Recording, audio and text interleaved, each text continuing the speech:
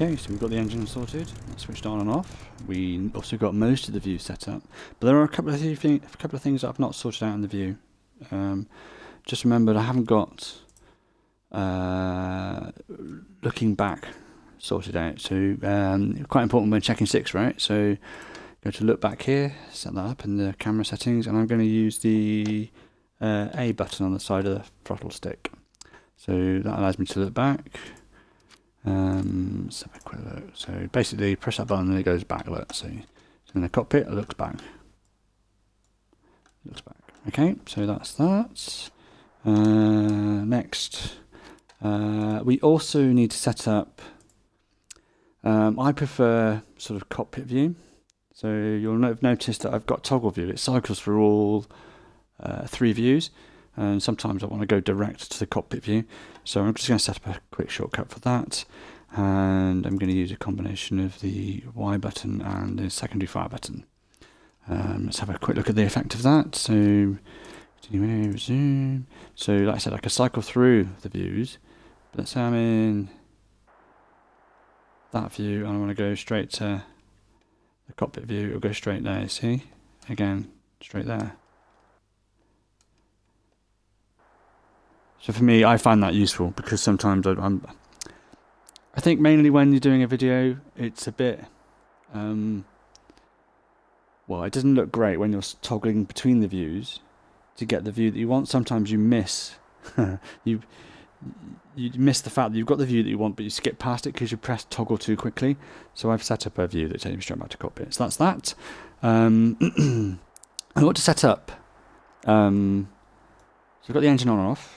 I haven't got any throttle yet, so if I want to go anywhere, I need to set that up. So let's go to sort that out now. So we need to get some movement going. Okay, so I'm going to go to main control axis now, and I'm going to go to throttle axis, and I'm going to detect the axis, and I'm going to fully forwards on the throttle, fully back on the throttle. Alright, and that should give me the full range of the throttle. Let's have a look, see if that's worked properly. Back. Ooh, there we go, resume. Right, so you notice when you push the throttle forward and the engine's off, it will switch the engine on. So you can see war emergency power at the top left, pulling back to 0. Let's see what the halfway point is like. So that's the halfway point on the stick, but I've still got BRK.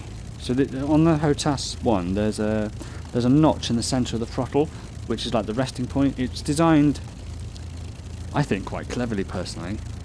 One of the first games that came out, or one of the first games that the Hotas One supported on Xbox was the Elite Dangerous, and I believe the notch in the centre is like the neutral throttle position in terms of 0. So fully forward is forwards, back to notch is 0, and then backwards is you thrust backwards, I believe. So it's quite really good for that, and to be honest, it's also quite good for us in War Thunder too, because it allows a neutral position to, let's say, throttle back. Not necessarily cruise, but certainly when you're coming into land or things like that, you can take advantage of that neutral position, that notch position. But like I say, look, from 0, brake, up to that notch position it still says brake, so I've got a problem there. Let's have a look at what the issue is. So go to controls, go to main control axis, go to throttle. Let's have a look. What's the full range? Yes, I've got relative control switched on, so you need to switch that off. So basically, I think when you're doing axes is to make sure for things like throttle, where I want the max understood and the minimum understood, I don't need relative control. Let's see if that's fixed it. There we go, zoom. Right, so I'm on 0, full back on the throttle, start pushing forwards, there we go. Immediately it starts responding, and that neutral notch position is 50%, and all the way forwards there, look, that's war emergency power. Back to the notch neutral position 50%, and all the way back 0, and there we go. So that's the engine control, but I could really do with some brakes. You see that, I'm just rolling forwards. Let's get some brakes set up. So for brakes you want to use mechanisation. Let's see, no, let's just take those off. Let's just take those off quickly. I've been sly there. Right, okay, so let's look at brakes. So it's in, like I said, it's in mechanization. You have left brake and right brake, which enables you essentially to lock one wheel or put brakes on one wheel. And essentially, with the engine running, it allows you to spin around that wheel. That's the intent. So I'm going to go to left brake first. And what I'm going to do, I'm going to use a combination of yaw control, which is twist on the main flight stick, and an enabling button. So for the enabling button, I'm going to use button 3 on the front of the stick, which I've already assigned here for lock next target, which I haven't talked to you about yet. But I'll come back to that. So enable axis, it's the button 3 on the front of the stick, above the tilt bar and on the throttle. And I'm going to auto detect axis, and I'm going to rotate to the left. Okay, so that's the left input on the main stick, and you can see it's like flight stick yaw. But I'm only going to input left, okay? And the other thing I'm going to do for the left brake, I'm going to make sure that the invert axis is yes. That's quite important. If that's no, it causes you problems later. Make that yes. I've twisted to the left, like that. And I've got that button 3 enabling it. Let's have a quick...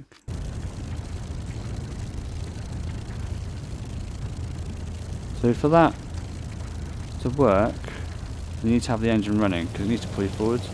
And there you can see the left brake is locked up and is braking. You don't want to put too much power on, guys, because what can happen is you nose over and the propeller can hit the deck and then you ruin your engine.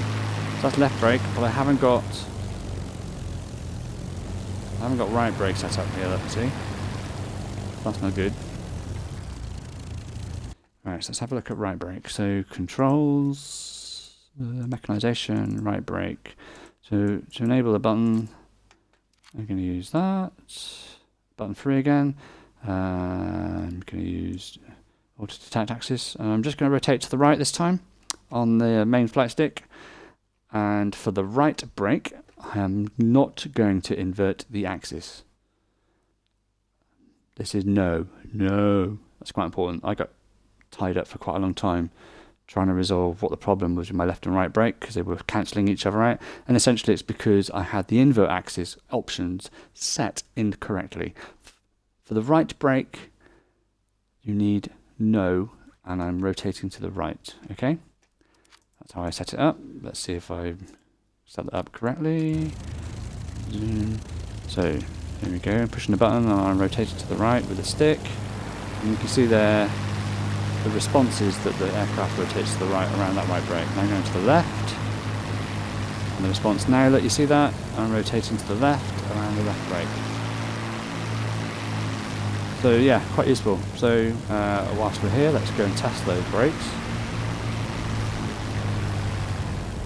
And test some taxiing, right? Oh, there you go, that's what I was looking for. You see those vehicles over there towards my left?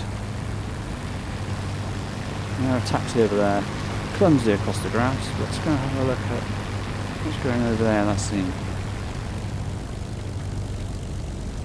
So when I was first playing War Thunder, I hadn't actually noticed these soldiers in front. You see those two guys there? Let's go and have a look. So with a combination of throttle, left, right brake, and it actually braking, I can park up relatively well next to static objects, and essentially it allows me to basically taxi around the airfield. See these guys look a bit menacing, don't they? Let's see if we can shoot them up later. Right, okay, so that's brake and throttle and basically viewing around. I need to take off, right? I'm not going to be able to do that until I set up all my other control surfaces. Let's get back onto the runway. And you can see it's a bit of a clumsy taxi, but you know, I'm not damaging the aircraft, it's okay. I'm going across grass. There you are, I'm back on the runway. And you're not going to be able to brake left and right unless the engine is running up. So when you're from 0, the left and right brake doesn't work because of course the engine is pulling you around the wheel, so just be aware of that, guys, okay? Right, so back to main control surfaces. Now it gets interesting. He says. Right, control mode. Let's go and set up some main axis, sorry. Let's set up the rest. So I've got all of the only axis I've got in terms of control really is the the throttle. I really ought to set up the roll and the pitch. And it's relatively simple, this stuff, really. So I'm just pressing the axe to an auto-detect axis, and I'm pushing the stick left and right. So that's my roll. That's easy, alright? That's really easy in terms of setting that one up. So then you can see that's in. The pitch axis again, relatively easy. Press X, and I'm going up and down, up and down. So that's my pitch. On the pitch, be aware that if you don't invert the axis, you'll get it wrong. So I'm going to invert the axis now, and I'm going to assume that's okay. But we'll test that in a second. See if I've got that right. So and your axis, relatively simple again. X to detect, and then rotate the flight stick to the corresponding control input, and you'll see there that that's okay. Add that because that's already been used. Don't forget in the left and right. Now I use roll and pitch sensitivity. I'll be honest. What I tend to do, I prefer to set these to 100%, and then within the roll and the pitch, I then prefer to modify the multiplier.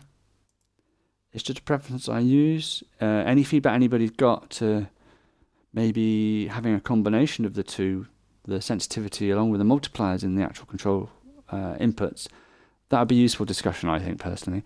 I keep thinking that what I ought to do is set up a document with all my aircraft settings, because what I do is I spend a lot of time tweaking my settings to suit each aircraft that I've got in the slot to test. But let's go back to the...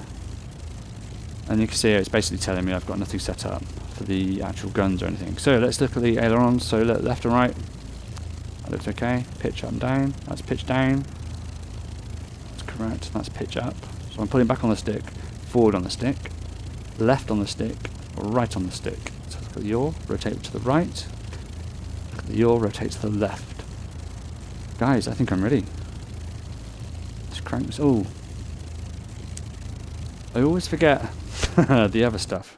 And the other stuff, of course we're going to take off in a second. We're in realistic mode. It would be really useful actually to set up some flaps. So I'm going to toggle flaps with button X on the right hand side of the throttle.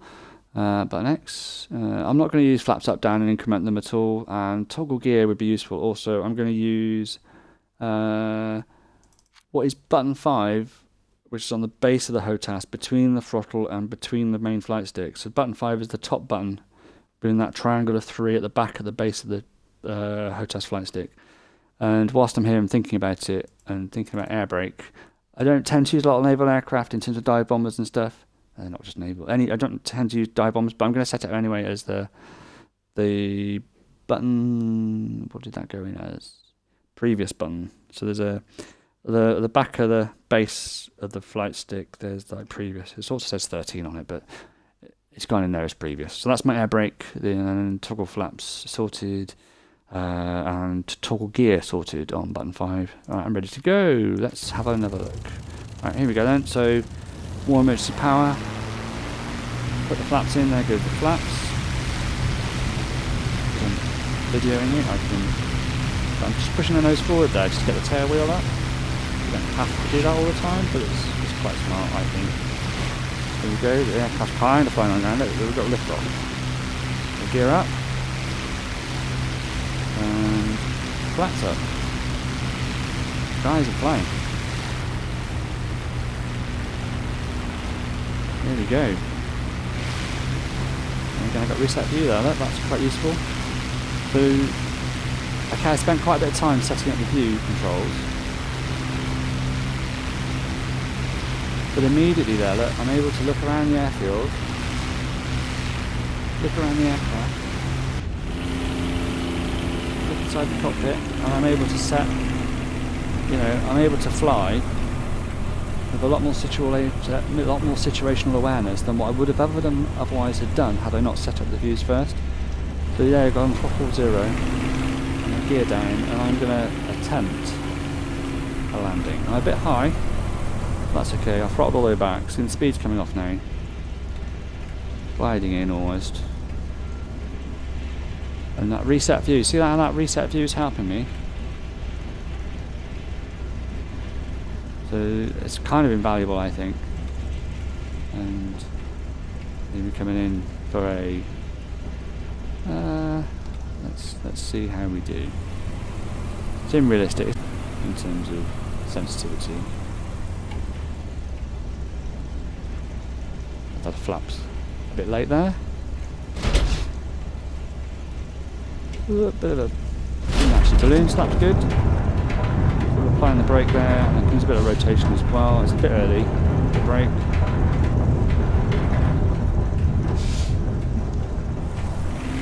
What I'm able to do, I'm able to exit the main runway quickly and free it up. Because I've got those brakes out. So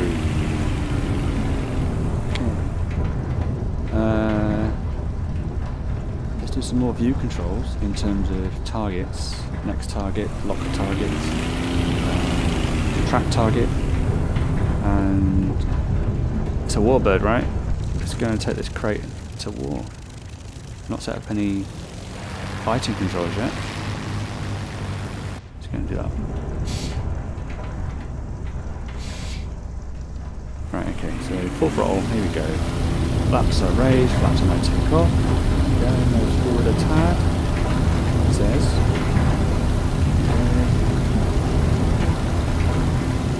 Not too much, else that propeller will hit the deck. Gear up, flaps raised. So then we're going full sort of speed, if you like. And my view controls are all well and good. But do you see the radar at the top right of the screen? You see that marker for enemy aircraft ahead? I'm slightly colourblind, so I'm guessing that's green or orange. It's one of the reasons I set enemy aircraft to white, enemy vehicles to white. But I'm not able to lock onto it yet. You can just about see it where my crosshairs are now on the gun. But it's in the middle of that field there. Let's have a let's go. Barnstorm it, so there we go, look, it's getting closer. You can see it's a vehicle. Pull up and away, and let's resolve. It's a nice thing about test flights is that when you do press pause in the menu, it pauses the whole game. So that's kind of critical. In battle, that will not do that. Battle will proceed, and if you then tweaking controls in the middle of a battle, if you're in the middle of a dive towards the ground and you're mucking about with the menu here, you will hit that ground. So be very aware of that. Within test flights, it's fine because it actually pauses the whole game. So I'm going to go to common settings and yeah. I need to turn some of these off because I've already set some of these up and that's a bit unfair. Right, okay, so I've got nothing here. Let's go to lock target. So for lock target, I'm going to use, what is it? It says button 4 on the controls, but on the Hotas it's button, yeah, it does say button 4 on the actual button. It's just to the right of the tilt bar on the front of the throttle stick, okay? That's lock target. And whilst I'm here, I want to go to lock next target, which I'm going to use the button above that, which is button 3, okay? And remember, I'm using button 3 for quite a lot of things, so just add that, okay? Whilst I'm here, I've noticed that we have some other options here. We've got tactical map. I'm going to use that. I'm going to use the menu button, which is to the right of the Xbox button to the rear of the main stick, okay? And for statistics, basically what your squad is, who's killed what points you've got, I'm going to use the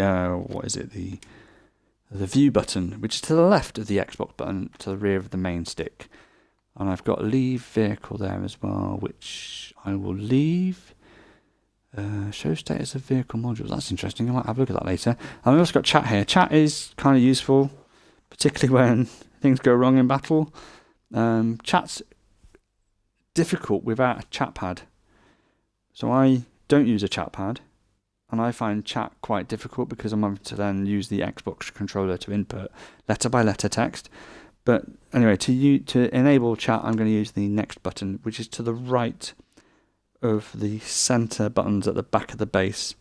There's 2 white buttons on the Xbox Hotas One, and it's to the right of that. So that's, I think, all set up. Let's resume that. So remember, I'm just pulling away from the target there. The target's behind me. I'm getting some warnings there because I'm about to stall. I pitched up too high.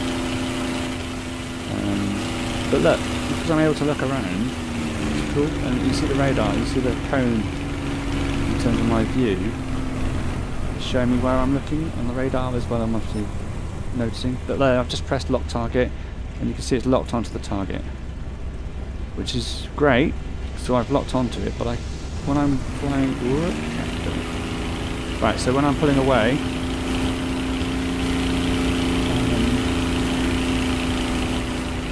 I'm not actually locked onto the target in terms of my head tracking it. I just pressed next target, so in theory I should have let go of that target in terms of its tracking. Still there. Let's just pull away over here. Let's see if we can find something over there. In theory, yeah, that's deselected it there. It says. Yes, now I'm no longer locked onto it. I'm also certainly not tracking it with my head. Speaking of which, let's go and set that up. So, controls, commonness. Oh no, it's not common, sorry, it's back in aircraft. Camera control.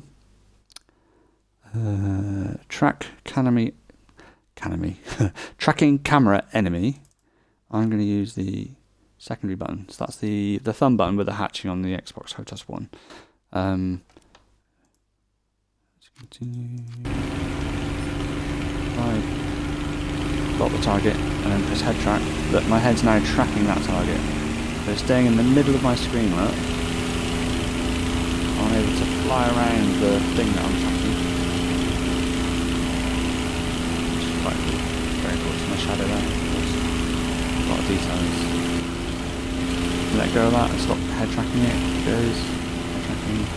I'm able to track. But I'm not able to shoot the thing because I've not set up any weapons at all. Let's go and set weapons up. Weaponry. Fire machine guns. No, not that one.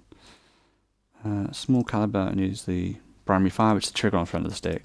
I'm going to basically set them all onto that. I'm also, whilst I'm here, going to drop bomb, so I'm going to use button 2, which is to the right of the top of the stick. It's quite clear, it's the right hand button on the back of the stick. And then fire rocket. There's a sneaky button on the front above the trigger, which is button 1, and that's quite a nice rocket button, I'll be honest.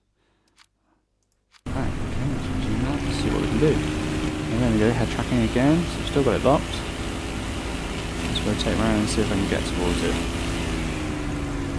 You see that in cockpit mode, look, you can relatively easily orientate yourself in terms of knowing where your aircraft's flying. Got a hit. Target destroyed.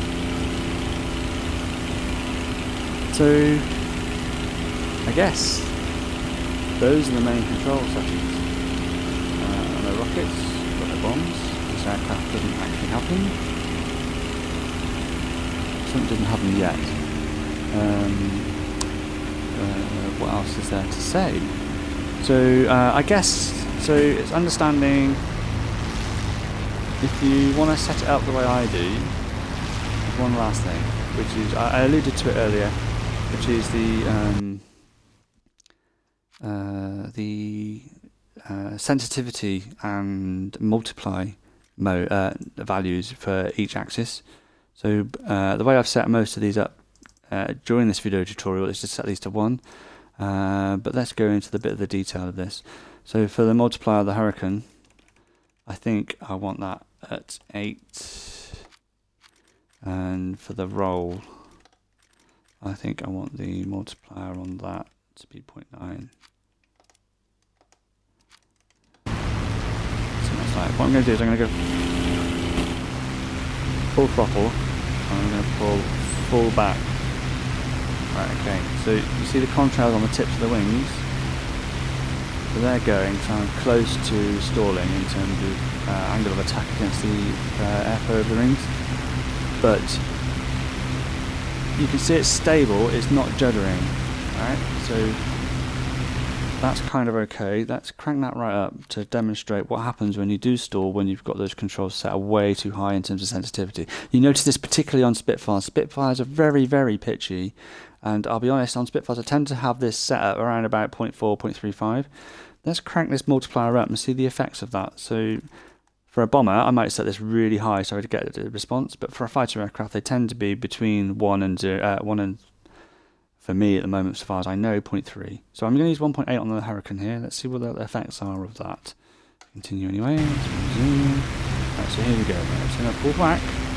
Let's see the way the aircraft's responding now. Look, it's basically stalling. So let's go back inside again. Pitch mode there. Pulling back.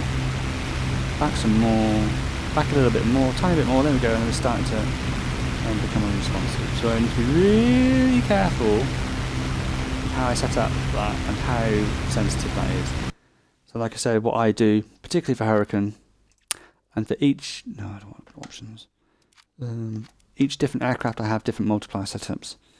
So for a Hurricane, like I said, I tend to use on the pitch axis multiplier. I set that generally to around about between 0.8 and 0.9. Let's try that. Forget what I left the roll as. The roll was at 0.9. So 0.8 for the pitch and 0.9 for the roll. So I'll go over. Look, you see? I'm not losing control. I'm full extents to the booster here. I'm not having any problem. Put the speed down. Welcome here. Put the gear down. Put the landing, the flaps down. And I'm actually going to attempt to do a land. There we go, there's a runway coming up, finals.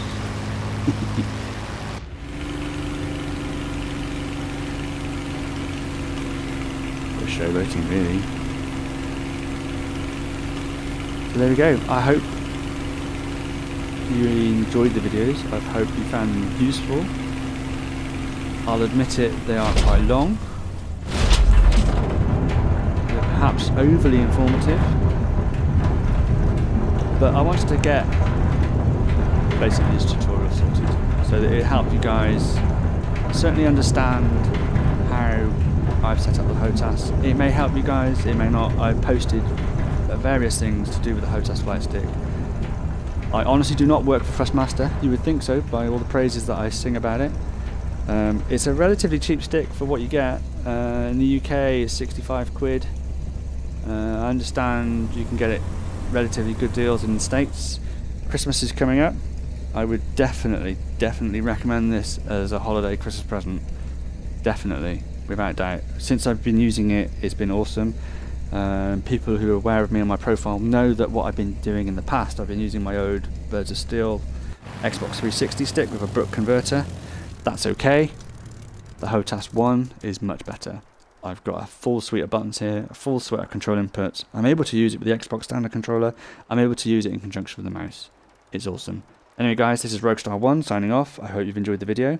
What I'd hope to do is also point you towards certainly the Sergeant Quinn's War Thunders player group. Check out the Xbox One playing community. A lot of useful information there guys. A lot of sharing of videos and pictures and stuff. A great community to basically find out all sorts of issues and help and topics and clubs and stuff. So like I said, check out War Thunder Players Club, set up by Sergeant Quinn. Also, I'd encourage you to look at the War Thunder forums online. Quite a few people post on there with helpful tips and all sorts of like niggly issues. It's a great community, great game. It's been awesome. This is one of my first major videos that I've done. It's a bit long, but I think it's cool. I hope to sort of post it in conjunction with, I did a control layout picture with it. That again Sergeant Quinn on the War Thunders player group, he set up a sort of companion website to the players group. Check that out. It's got all sorts of control settings, not just HOTAS and flight sticks. It's also got really cool Xbox controller setups. I guess that's it for now. Rogues Hotas One signing off. Thanks you very much for your time.